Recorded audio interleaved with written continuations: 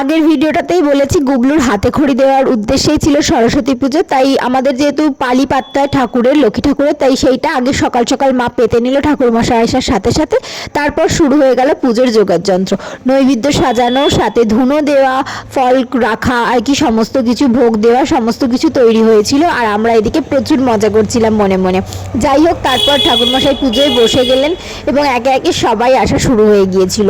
আর যারা মোটামুটি নিমন্ত্রিত ছিল অঞ্জলি দেবে। আর এদিকে দেখো গুবলু আর তার দাদুর ফটোশ্যুট চলছে।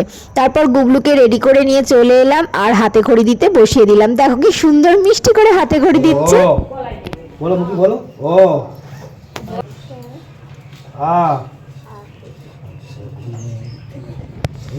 সরস্বতী পুজোর অঞ্জলি দেওয়া আর কি কি করলাম, গুবলু আরো কি কি মজা করলো, সেই সমস্ত ভিডিও আছে পরের ভিডিও। ততক্ষণ তোমরা গুবলুকে অনেক অনেক অনেক আশীর্বাদ করো। আর ভিডিওটা ভালো লাগলে লাইক, শেয়ার এন্ড সাবস্ক্রাইব করে পাশে থেকো।